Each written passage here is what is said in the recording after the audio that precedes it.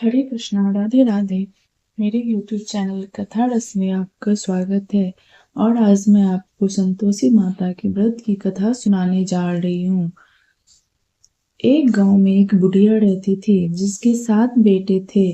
6 बेटे कमाने वाले थे और एक बेटा निकम्मा था। बुढ़िया माँ 6 पुत्रों का जूठा 7वें पुत्र को देती। 7वां पुत्र एक दिन अपनी पत्नी से बोला, देखो मेरी माता का मुझ पर कितना प्रेम है। वह बोली, क्यों नहीं, सबका जूठा बचा हुआ तुमको खिलाती है। वह बोली, जब तक आंखों से ना देखे मान नहीं सकता। पत्नी ने हंसकर कहा, देख लोगे तब तो मानोगे। कुछ दिन बाद एक त्योहार आया। घर में 7 प्रकार के भोजन और चूरमा के लड्डू बने।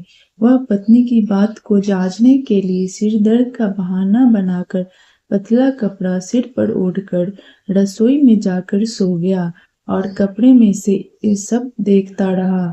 6 भाई भोजन करने आए। उसने देखा माँ ने उसके लिए सुंदर सुंदर आसन बिछाए, 7 प्रकार की रसोई परोसी और आग्रह करके उन्हें भोजन कराती रही। वह देखता रहा। 6 भाई भोजन कर उठ गए। तब माँ ने उसकी 5 थालियों में से लड्डुओं के टुकड़ों को उठाया और एक लड्डू बनाया।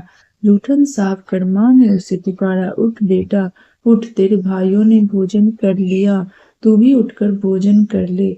उसने कहा, माँ मुझे भोजन नहीं करना, मैं परदेश जा रहा हूँ। माता ने कहा, कल जाना हो तो आज ही जा। वह बोला, हाँ हाँ जा रहा हूँ। यह कहकर वह घर से निकल गया। चलते समय उसे पत्नी की याद आई। वह गौशाला में कंडे थाप रही थी। वहां जाकर वह बोला, मेरे पास तो कुछ नहीं है, यह अंगूठी है, सो ले लो और अपनी कोई निशानी मुझे दे दो। वह बोली, मेरे पास क्या है, यह गोबर भरा हाथ है। यह कहकर पत्नी ने उसकी पीठ पर गोबर के हाथ की थाप मार दी। वह चल दिया। चलते चलते दूर देश में पहुंचा। वहां एक साहूकार की दुकान थी। वहां जाकर बोला, सेठ जी मुझे नौकरी पर रख लो। साहूकार को नौकर की सख्त जरूरत थी। साहूकार ने कहा, काम देखकर तनख्वाह मिलेगी। उसने कहा, सेठ जी जैसा आप ठीक समझें। उसे साहूकार के यहाँ नौकरी मिल गई। वह वहां दिन रात काम करने लगा। कुछ दिन में दुकान का लेन देन, हिसाब किताब, ग्राहकों को माल बेचना, सारा काम करने लगा। साहूकार के 7-8 नौकर थे। वे सब चक्कर खाने लगे, लेकिन उसने अपनी लगन, परिश्रम और ईमानदारी से सभी को पीछे छोड़ दिया। उसे अपने ये का फल मिला। सेठ ने भी उसका काम देखा और 3 महीने में ही उसे मुनाफे में साझेदारी बना लिया। परिश्रम करते करते 12 वर्ष में ही वह नगर का नामी सेठ बन गया और सेठ अपना सारा कारोबार उस पर छोड़कर बाहर चला गया। इधर उसकी पत्नी पर क्या बीतती वह सुने। सास ससुर उसे दुख देने लगे। गृहस्थी का काम करवाकर उसे लकड़ी लेने जंगल में भेजते। इस बीच घर की रोटियों के आटे से जो भूसी निकलती उसकी रोटी बनाकर रख दी जाती और फूटे नारियल की नड़ेली में पानी दिया जाता। इस तरह दिन बीतते रहे। एक दिन वह जब जंगल में लकड़ी लेने नहीं जा रही थी, तब उसे रास्ते में बहुत सी स्त्रियां संतोषी माता का व्रत करती दिखाई दी। वह वहां खड़ी होकर पूछने लगी, बहन यह तुम किस देवता का व्रत करती हो और इसके करने से क्या फल होता है? इस व्रत के करने की क्या विधि है? यदि तुम अपने इस व्रत का विधान मुझे समझाकर कहोगी तो मैं तुम्हारा बड़ा एहसान मानूंगी। उनमें से एक स्त्री बोली, सुनो यह संतोषी माता का व्रत है। इसके करने से निर्धनता दरिद्रता का नाश होता है, लक्ष्मी आती है, मन की चिंताएं दूर होती है, मन को प्रसन्नता और शांति मिलती है, निपुति को पुत्र मिलता है, प्रीतम बाहर गया हो तो वह शीघ्र लौट आता है, कुंवारी कन्या को मन पसंद वर मिलता है, चलता मुकदमा खत्म हो जाता है, कलह क्लेश की निवृत्ति हो, मुख शांति होती है, घर में धन जमा हो, धन जायदाद का लाभ होता है, और भी मन में जो कुछ कामना हो सब संतोषी माता की कृपा से पूरी हो जाती है। इसमें कोई संदेह नहीं है। वह पूछने लगी, यह व्रत कैसे किया जाता है, यह भी बताओ तो बड़ी कृपा होगी। वह स्त्री कहने लगी, बिना परेशानी, श्रद्धा और प्रेम से जितना भी वह बन सके प्रसाद लेना, 5.25 पैसे से 5.25 आने तक, इससे भी ज्यादा शक्ति और भक्ति के अनुसार गुड़ और चना ले। हर शुक्रवार को निराहार रहकर कथा कहना सुनना, इसके ओम बीज कम नहीं टूटे। लगातार नियम पालन के करना, सुनने वाला कोई ना मिले तो घी का दीपक जलाकर उसके आगे जल के पात्र को रख कथा कहना, परंतु नियम न टूटे। जब तक कार्य सिद्ध न हो नियम पालन करना और कार्य सिद्ध हो जाने पर व्रत का उद्यापन करना। 3 मास में माता पूरा फल प्रदान करती है। यदि किसी के ग्रह खोटे हैं भी तो माता 1 वर्ष में अवश्य उनको अनुकूल करती है। कार्य सिद्ध होने पर ही उद्यापन करना चाहिए, बीच में नहीं। उद्यापन में 2.5 सेर आटे का खाजा तथा इसी अनुसार खीर तथा चने का साग बनाना, 8 बच्चों को भोजन कराना, जहाँ तक मिले देवर जेठ भाई बंधु कुटुंब के लड़के लेना, न मिले तो रिश्तेदारों और पड़ोसियों के लड़के बुलाना, उन्हें भोजन करा यथाशक्ति दक्षिणा दे। माता का नियम पूरा करना, ध्यान रखना उस दिन घर में कोई खटाई ना खाए। यह सुन वह वहां से चल दी। रास्ते में लकड़ी के बोझ को बेच दिया और उन पैसों में गुड़ चना ले माता के व्रत की तैयारी कर आगे चली। रास्ते में संतोषी माता के मंदिर में जा माता के चरणों में लौटने लगी, विनती करने लगी, माँ मैं दीन हूँ, निपट मूर्ख हूँ, व्रत के नियम कुछ नहीं जानती, मैं बहुत दुखी हूँ। हे माता मेरा दुख दूर कर, मैं तेरी शरण में हूँ। माता को दया आई। एक शुक्रवार बीता कि दूसरे शुक्रवार को ही उसके पति का पत्र आया और तीसरे शुक्रवार को उसका भेजा हुआ पैसा आ पहुंचा। यह देखकर जेठानी मुंह सिकोड़ने लगी। इतने दिनों बाद इतना पैसा आया, इसमें क्या बड़ाई है। लड़के ताने देने लगे। काकी के पास अब पत्र आने लगे, रुपया आने लगा। अब तो काकी की खातिर बढ़ेगी, अब तो काकी बुलाने से भी नहीं बोलेगी। बेचारी सरलता से कहती, भैया पत्र आए, रुपया आया तो हम सबके लिए अच्छा है। ऐसा कहकर आंखों में आंसू भरकर संतोषी माता के मंदिर में जा मातेश्वरी के चरणों में गिरकर रोने लगी। माँ मैंने तुमसे पैसे नहीं मांगा, मुझे पैसे से क्या काम, मुझे तो अपने सुहाग से काम है, मैं तो अपने स्वामी के दर्शन और सेवा मांगती। तब माता ने प्रसन्न होकर कहा, जा बेटी तेरा स्वामी जल्दी ही आएगा। यह सुन खुशी से बावली हो वह घर आकर काम करने लगी। संतोषी माँ विचार करने लगी, इस भोली पुत्री से मैंने कह तो दिया कि तेरा पति शीघ्र आएगा, पर आएगा कहाँ से, वह तो इससे स्वप्न में भी याद नहीं करता, उसे इसकी याद दिलाने तो मुझे ही जाना पड़ेगा। संतोषी माता ने उस बुढ़िया के बेटे को स्वप्न में समझाया, पुत्र तेरी घरवाली कष्ट उठा रही है। यह बोला, हाँ माता यह तो मुझे भी मालूम है, परंतु क्या करूं, वहाँ कैसे जाऊं, परदेश की बात है, लेन देन का सारा हिसाब किताब है, कोई जाने का रास्ता नजर नहीं आता, आप ही कोई राह दिखाएं कि वहाँ कैसे जाऊं। माँ कहने लगी, सवेरे नहा धोकर संतोषी माता का नाम ले, घी का दीपक जला, दंडवत कर और दुकान पर जा बैठना। देखते देखते तेरा लेन देन चुक जाएगा, जमा माल बिक जाएगा, सांझ होते होते धन का ढेर लग जाएगा। वह अगले दिन सुबह बहुत जल्दी उठा। उसने अपने मित्र बंधुओं परिचितों से स्वप्न में माता द्वारा कही गई बात कह सुनाई। वे सब उसकी बात सुनकर उसकी खिल्ली उड़ाने लगे। वे कहने लगे कि कहीं कभी सपने की बात भी सच्ची होती है। एक बूढ़ा व्यक्ति बहुत समझदार था। वह बोला, देखो भाई मेरी बात मानो, इस तरह सच या झूठ कहने के बदले देवता ने जैसा कहा है वैसा ही करना, तेरा क्या जाता है। बूढ़े की बात मानकर नहा धोकर उसने संतोषी माता को प्रणाम किया। फिर दीपक जलाकर दुकान पर जा बैठा।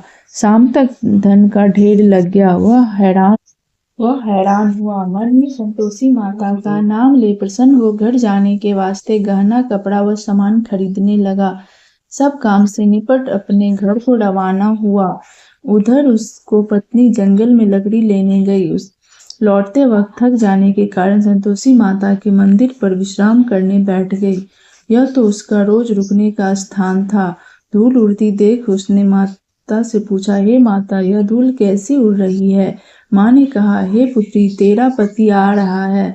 अब तू ऐसा कर, लकड़ियों के 3 बोझ बना, एक नदी के किनारे रख, दूसरा मेरे मंदिर पर और तीसरा अपने सिर पर रख। तेरे पति को लकड़ी का गड्ढा देखकर मोह पैदा होगा, वह वहां रुकेगा, नाश्ता पानी बना खाकर माँ से मिलने जाएगा। तू लकड़ी का बोझ उठाकर जाना और बीच चौक में गड्ढा डालकर 3 आवाजें जोर से लगाना, लो सासू जी, लकड़ियों का गड्ढा लो, भूसी की रोटी दो, नारियल के खोपड़े में पानी दो, आज कौन मेहमान आया है?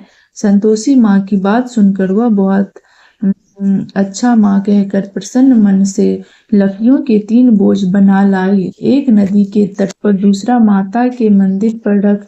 इतने में ही मुसाफिर वहां आ पहुंचा। सूखी लकड़ी देख उसको इच्छा हुई कि अब यहीं विश्राम कर ले और भोजन बनाकर खा पी कर गांव चले। इस प्रकार भोजन कर विश्राम कर वह अपने गांव में आ गया। उसी समय बहू सिर पर लकड़ी का गट्ठा लिए आई।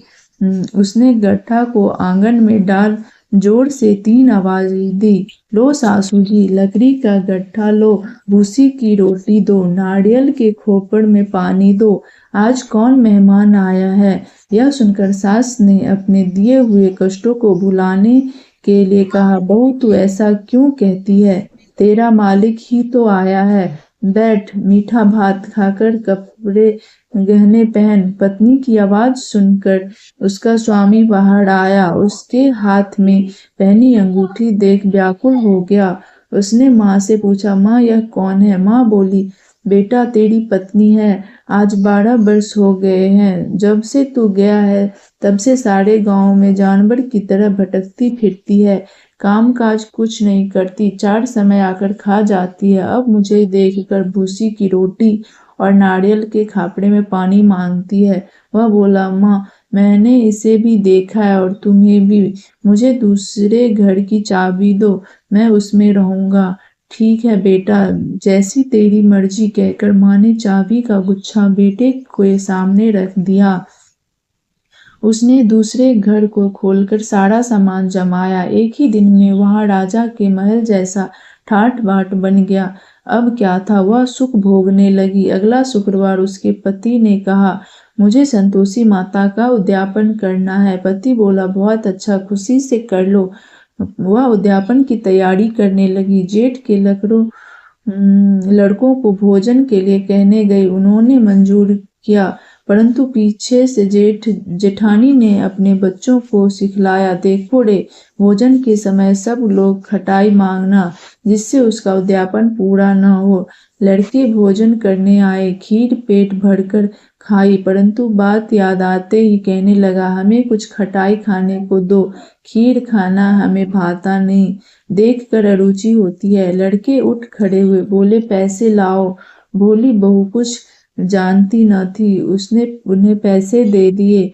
लड़कों ने बाजार जाकर उन पैसों से इमली खरीदी और खाई। यह देखकर बहू पर माता जी ने कोप किया। राजा के दूत उसके पति को पकड़कर ले गए। अब सब मालूम हो जाएगा जब जेल की रोटी खाएगा। बहू से यह वचन सहन नहीं हुई। वह संतोषी माता के मंदिर में गई और कहने लगी, माता तुमने यह क्या किया? हंसाकर क्यों रुलाने लगी? माता बोली, पुत्री तूने मेरा व्रत भंग किया है, इतनी जल्दी सब बातें भुला दी। वह बोली, माता भूली तो नहीं हूँ, ना कुछ अपराध किया है, मुझे तो लड़कों ने भूल डाल दिया, मुझे क्षमा करो माँ। माँ बोली, ऐसी भूल भी कहीं होती है? यह बोली, अब कोई भूल नहीं होगी। अब बताओ मेरे पति कैसे आएंगे? माँ बोली, पुत्री जा, तेरा पति तुझे रास्ते में ही आता मिलेगा। वह मंदिर से निकलकर बाहर आई तो रास्ते में उसे अपना पति आता हुआ मिला। उसने पूछा, कहाँ गए थे? वह बोला, इतना धन जो कमाया है उसका कर राजा ने मांगा था, वह भरने गया था। वह प्रसन्न होकर बोली, भला हुआ, अब घर चलो। फिर अगला शुक्रवार आया। वह बोली, मुझे माता का उद्यापन करना है। पति ने कहा, ठीक है, करो। वह फिर जेठ के लड़कों से भोजन को कहने गई। जेठानी ने लड़कों को सिखा दिया कि तुम पहले ही खटाई मांगना। लड़के भोजन करने बैठे, लेकिन भोजन करने से पहले ही कहने लगे, हमें खीर पूरी नहीं भाती, जी बिगड़ता है, कुछ खटाई खाने को दो। यह बोली, खटाई खाने को नहीं मिलेगी, खाना हो तो खाओ। उनके उनके उठकर चले जाने पर उसने ब्राह्मणों के लड़के बुलवाकर भोजन करवाया। दक्षिणा की जगह उन्हें एक एक फल दिया। इससे संतोषी माता प्रसन्न हो गई। माता की कृपा से 9 माह बाद उसको चंद्रमा के समान एक सुंदर पुत्र प्राप्त हुआ। पुत्र को लेकर वह प्रतिदिन संतोषी माता के मंदिर जाने लगी।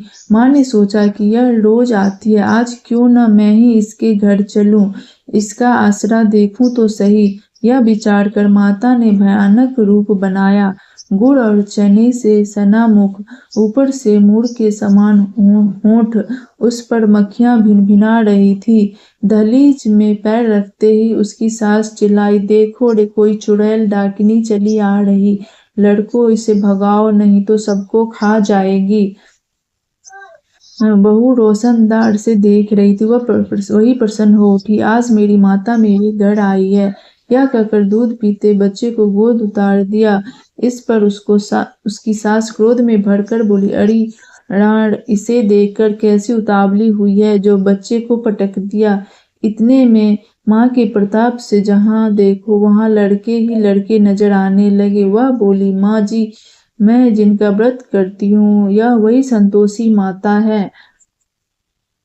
इतना कह उसने झट से घर के सारे किवाड़ खोल दिए। सबने माता के चरण पकड़ लिए और विनती कर कहने लगी, हे माता, हम मूर्ख हैं, अज्ञानी हैं, तुम्हारे व्रत की विधि हम नहीं जानते, तुम्हारा व्रत भंग कर हमने बड़ा अपराध किया है। हे माता, आप हमारे अपराधों को क्षमा करें।